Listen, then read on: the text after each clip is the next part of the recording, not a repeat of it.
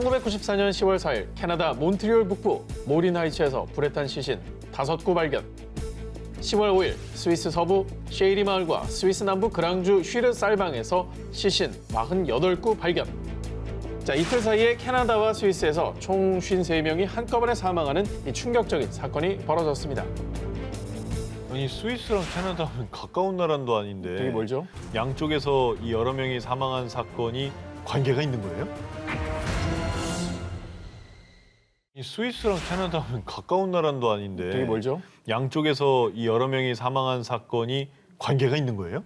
자, 더욱더 충격적인 거는요. 시신들 중 상당수가 특이하게도 죽음에 앞서 마치 모종의 종교의식을 치른 듯 장미와 십자가가 그려진 예복 차림에 둥근 대열로 누워 있었다라는 점입니다. 자, 그들이 입고 있던 예복은 태양의 사원이라는 사이비 종교를 상징하는 것이었습니다. 아, 또 이거 사이비 종교에서 집단 자살한 것 같은데? 이거는 뭐 지금 죽어야 천국 갑니다 뭐 이런 것 같은데? 맞아. 하지만 일부 시신에서 발견된 총상과 마약 주사 흔적, 또 일부 시신은 비닐봉지에 쌓여있거나 양손이 묶여있기도 했는데요. 이에 경찰은 이 사건을 집단 살해로 판단했고요. 살인 혐의로 교주 릭 주렛과 지도자 조셉 디 망브로를 수배했지만요. 얼마 가지 않아 이 두 사람도 시신으로 발견. 이 사건은 살해 사건에서 집단 자살 사건으로 수사 방향이 전환됩니다. 그리고 얼마 후 스위스의 한 사교 연구 전문가가 이날 태양의 사원으로부터 무덤 저편의 편지라는 서한을 받았다라고 밝힘으로써 시신으로 발견된 사람들이 살해된 것이 아니라 집단 자살했을 가능성을 높여주었는데요.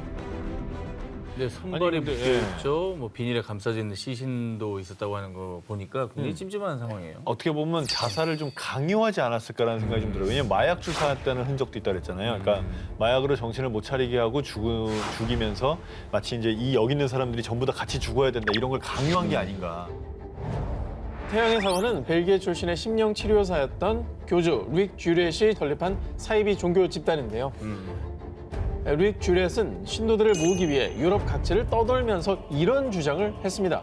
조만간 말세와 함께 불의 심판이 닥칠 것입니다. 이 종말론에 심취한 신도들은 스위스를 중심으로 유럽, 캐나다 등지의 한적한 농촌 마을에서 비밀 집회를 가지며 모두 인류 멸망의 시나리오에 매달렸습니다. 종교가 아니라 종말론을 믿었던 거네. 그죠? 불안함을 또 이용했네, 그죠? 심지어 교주와 지도자들은 신도들로부터 돈을 착취하고 죽음을 강요하기까지 했는데요. 신세계에 가기 위해서는 죽음을 택해야 합니다. 그렇게 이들은 점점 말세가 다가온다는 생각이 들자 종말론 교리대로 모두 함께 자살을 한 것으로 추정되고 있는데요. 저 신도들은 교주한테 조종당해서 피해자예요. 그럼요. 그래서 죽은 거니까 이건 타살이나 마찬가지죠. 타살이죠, 타살. 예. 자, 그런데 더욱더 안타까운 점은요. 태양의 사원 신도들은 이 충격적인 집단 자살 사건이 벌어진 후에도 소규모 비밀 결사체를 이루어 계속 비밀 집회를 이어왔다는 것입니다.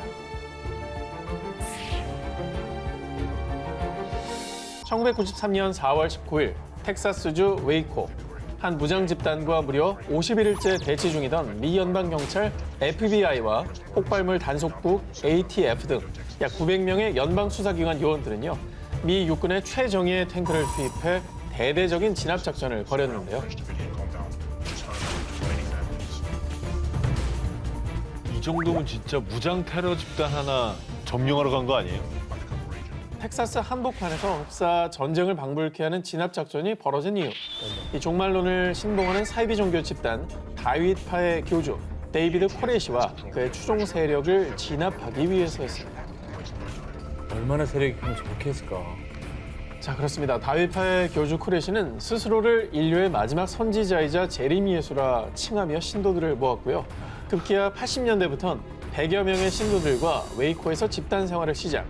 뿐만 아니라 신은 내게 하나님을 위한 군대를 구성하고 마지막 날을 준비하라고 알려주셨습니다. 자, 교주 코레시는 종말을 앞두고 전쟁이 벌어진다며 수류탄, 권총, 기관총, 자동화기 등 불법으로 총기를 거래하고 신도들을 무장시켜 군대까지 조성했습니다. 한편 미 연방 수사기관들은 수년간 교주 코레시와 다윗파에 대한 수사를 진행해왔고요. 결국 1993년 2월 28일 다윗파가 더 큰 사회 혼란을 야기할 것을 우려해 불법 무기 소지 혐의로 체포작전에 돌입했습니다. 그런데 무장한 교주 쿠레시와 추종 세력들은 격렬하게 저항하며 총격전까지 벌어졌는데요. 와. 자, 이 과정에서 4명의 요원과 다윗파 신도가 숨졌고요. 무려 51일 동안이나 무장 대치하는 사태가 발생했습니다. 미 정부는 결국 수백 명의 병력을 투입해 강경 진압을 결정했습니다. 이 과정에서 어린아이와 임신부를 포함한 76명의 신도들이 사망하는 비극이 벌어졌고요. 이 사태의 주범인 교주 코레시 역시 현장에서 숨진 채 발견됐습니다. 우간다, 캐나다, 스위스 사례를 봤습니다만 오지도 않을 종말을 주장하는 교주 때문에 애꿎은 목숨이 이렇게 희생이 된 거잖아요. 난 그게 너무 화가 나는 것 같아요. 네, 종말론으로 일어난 이 비극은 미 전역에 생중계됐고요. 사건 후 한 언론에서는 논평을 통해 태양은 검게 변하지 않았고 달도 붉게 변하지 않았습니다. 그러나 그들의 세상은 그들의 예언자가 약속한 대로 끝났습니다. 라며 씁쓸한 반응을 보이기도 했습니다. 2000년 3월 17일 오전 우간다 수도 캄팔라에서 남서쪽으로 약 320km 떨어진 카누 응구의 한 교회에서 화재가 발생. 이 화재로 무려 500여 명의 신도들이 목숨을 잃고 말았습니다. 어우, 끔찍하다. 500여 명. 와. 그런데 말입니다. 일주일 뒤인 3월 24일 카누 응구의 인근 지역 부흥가에서 무려 153명의 시신 발견. 그리고 사흘 뒤 루가치에서는 155명의 시신이 발견되는 등 열흘간 무려 900여 명의 집단 사망자가 발생했습니다. 열흘에 900명. 당시 희생자들은 한 사이비 종교와 관련이 있었습니다. 1980년대 이후 우간다를 비롯해 아프리카의 수많은 사람들이 내전과 기아, 에이즈 등에 시달렸는데요. 그리고 이런 혼란스러운 틈을 타 신흥 종교와 사이비 종교가 성행. 1989년 신의 십계명 부활이라는 사이비 종교가 등장했습니다. 인간들이 성서의 십계명을 제대로 실행하지 않아 1999년 12월 31일 종말이 올 것입니다. 그러나 자신의 예언이 불발되자 1999년이 아니라 올해 2000년 3월 17일이 지구 종말의 날이 될 것입니다. 이렇게 2000년 3월 17일 성모 마리아가 나타나 신도들을 천국으로 인도한다며 사람들을 현혹시켰고요. 결국 집단 자살이라는 극단적인 방법의 결말을 택했던 겁니다. 결국에는 약간 그 심리적 고리를 이 사람들이 이용한 거라밖에 생각이 안 들어요. 아니, 어느 종교가 자살을 권하겠습니까? 어느 종교? 그런데 여기서 더 소름 돋는 건요. 3월 21일 우간다 경찰의 발표에 따르면 화재 발생 직전에 종교 지도자들이 밖에서 놀던 아이들을 건물 안으로 데려갔다는 증언을 확보. 뭐야? 또 성인 시신 6구에서 폭행의 흔적이 발견됐다고 합니다. 이건 명백한 그냥 살인이고요. 아무것도 모르는 애들은 또 무슨 잘못입니까? 얼마나 무서웠겠어요. 종교라고 포장만 했을 뿐 세상과 사람들을 어지럽히는 혹세 무민일 뿐입니다. 2011년 5월 21일 미국의 F라디오 방송국 앞에는 100여 명의 취재진이 몰렸고 사람들이 카운트다운하며 무언가를 기다리고 있었습니다. 보통 새해가 시작될 때 카운트다운 하잖아요. 많이 하죠. 뭐 네. 이 동네에 큰 행사가 있었던지 아니면 뭐 대단한 사람이 왔었던 건가요? 사람들이 라디오 방송국 앞에 모인 이유, 이 라디오 홈페이지에 게재된 하나의 글 때문인데요. 심판의 날, 선택받은 사람들은 휴거되어 하늘로 올라가고 나머지는 불의 심판을 받을 것이다. 라고 적힌 8쪽짜리 예언서였습니다. 종교가 아니라 방송국이 그랬다는 게 정말 의외네. 그렇죠. 그러니까 그거 믿는 분들이 이 앞에서 모여서 카운트다운을 한 거잖아요. 이 라디오를 통해서 종말을 예언한 사람이 누구냐? 바로 이 라디오 방송국의 설립자이자 당시 미국 최고의 성경 이론가라는 명성을 가진 해롤드 캠핑이었습니다. 유명한 사람이었구나. 캠핑의 종말 예언을 믿은 사람들은 직장이나 학교를 그만두고 전 재산을 처분하기도 했습니다. 이혼, 또 자살까지 할 정도로 그를 맹신하는 사람들이 많았다고 하는데요. 하지만 그가 종말일이라고 예언한 날짜 2011년 5월 21일 모두가 알다시피 아무 일도 없었잖아요. 예언이 틀리자 그는 자신의 방송국에도 모습을 보이지 않았습니다.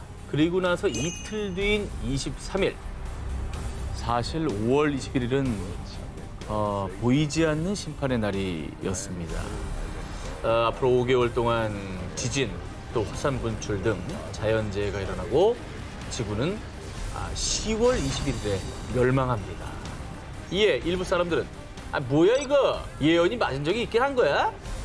아니 지금 보니까 완전 거짓말지기 양치기 소년이랑 다를 게 없네?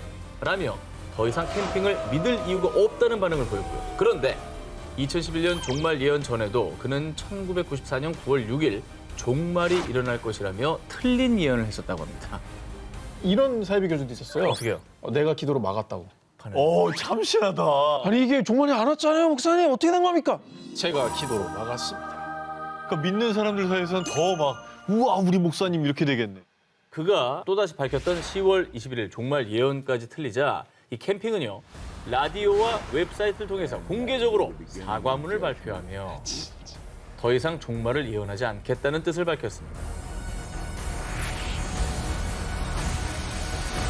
자, 2019년 10월 네덜란드 드렌터주에 위치한 한 술집을 찾은 20대 남성 얀존 반 도르스텐. 긴 머리에 지저분한 수염까지 누추한 행색의 얀은 어눌한 말투로 맥주를 주문한 뒤 연거푸 들이켰는데요. 그리고 나서는 제발 저 좀 도와주세요. 뭐 노숙자인가요? 자, 그의 사연을 들은 가게 주인은 자신의 귀를 의심할 수밖에 없었습니다. 그 이유, 얀과 남매들이 무려 9년간 감금되어 있었으며 어머, 제발 이 상황을 끝내게 해달라며 도움을 요청했기 때문입니다. 아이고 누가 감금을 한 거지? 감금이 돼 왜 있었구나. 어떻게 9년이나? 무슨 사연이 있는 거예요? 자, 그의 얘기를 들은 가게 주인은 그 즉시 경찰에 신고. 현장에 도착한 경찰은 놀라지 않을 수 없었는데요. 집 안에는 거실 천장 뒤 숨겨진 비밀 계단이 있었습니다. 어머머. 그리고 그 계단 끝 지하실엔 얀의 말대로 18에서 25세 사이의 남매 5명이 감금돼 있었던 겁니다. 어떻게 그래? 아니 근데 누가 이 남매들을 그럼 감금한 거예요? 6명의 남매를 9년이나 감금한 사람은 놀랍게도 그들의 아버지, 게리트. 아빠, 바깥 세상엔 우리 말고 다른 사람은 없어요. 우리가 이 세상의 유일한 생존자란다. 그래도 답답한데 우리 밖에 나가면 안 돼요? 밖에 나가면 나쁜 영혼이 우리 몸에 들어와서 절대 안 돼. 이 세상은 곧 종말이 올 거라고. 과거 사이비 종교에 심취해 잘못된 믿음을 가지게 된 게리트는요, 공범인 조세프와 함께 세상이 종말한다며 남매들을 감금, 농장 텃밭에서 난 채소 등 자급자족을 통해 생활하게 했습니다. 자, 그런데 공범 조세프는 남매들을 감금해 놓고 자신은 평범한 몫으로 생활했고요. 아버지 게리트는 태연하게 SNS 활동까지 했습니다. 근데 아무리 자기가 아버지라고 해도 막 그렇게 애들의 미래를 자기 마음대로 막 그래도 돼요? 자, 그런데 정말 추악하게도 아버지 게리트는 남매들이 어릴 때부터 이 불결한 영혼이 몸에 들어간다며 학대를 일삼기까지 했습니다. 자, 그리고 종말론을 빙자한 9년간의 악행은 6남매 중 첫째인 얀이 탈출하면서 세상에 탄로났고요. 자, 그런데요, 정말로 안타까운 것은 오랜 세월 세뇌당한 남매들 중에 일부는 학대를 당했다는 사실조차 인지하지 못한 채 구조된 후에도 지금까지 아버지의 말이 옳다고 믿고 있습니다. 이 아이들은 풀려난다 한들 이 사회에 적응해서 살 수 있겠냐고. 다시 아빠 찾아가 봐 걱정이야.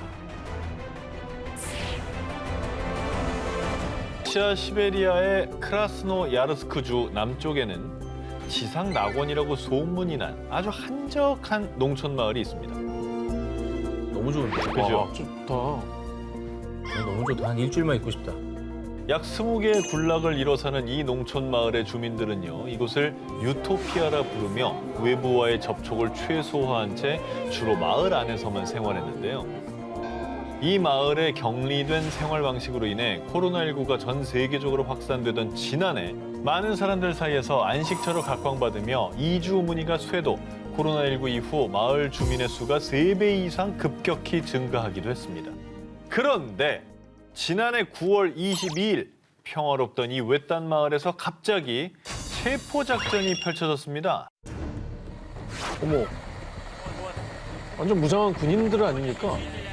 호송차, 버스, 구급차와 의료 대원이 마을 일대에 쫙 배치가 됐고요. 심지어 헬기 넉 대와 중무장한 특수부대, 러시아 연방보안국의 병력들까지 동원됐는데요. 저 정도면 테러리스트 진압하는 수준 아니에요? 그죠. 무슨 일이지? 궁금한데. 그리고 특수작전 끝에 현장에서 체포된 사람은 바로 이 마을의 지도자였던 세르게이 토로프였습니다. 설마. 아니 저런다고 그거 믿어요? 그는 바로 사이비 종교의 교주였는데요. 자신을 부활한 예수라 주장하며 이 마을의 크리스마스도 자신이 부활했다는 8월 18일로 지정. 그리고 빛의 종말이 가까이 왔고 종말이 오더라도 자신이 만든 유토피아에선 살아남을 수 있다고 주장했습니다. 토로프가 예수를 사칭한 배경. 시베리아에서 교통경찰로 일했던 토로프는 1989년 직장에서 해고된 뒤 갑작스런 각성을 통해 하나님께서 나를 이 땅에 보내셨으며 인류에게 전쟁의 폐해와 대혼란에 대해 가르치길 원하신다. 본인을 재림한 예수로 지칭했습니다. 아휴. 당시 구소련의 해체로 혼란스러웠던 시대 상황 속에서 실제로 많은 사람들이 그를 재림 예수로 믿고 따랐는데요. 그렇게 토로프는 1994년 추종자들을 이끌고 크라스노 야르스크주 남쪽의 마을에 최후의 교회라는 사이비 종교단체를 설립. 러시아, 프랑스, 이탈리아 등 세계 각국을 돌아다니며 세계가 종말한다는 교리를 전파했고요. 저렇게 많이 사람 왔어? 봐. CG 아니고? 한때 그를 믿고 따르는 추종자들이 무려 만여 명에 달하기도 했습니다. 진짜 세상은 요지경이다.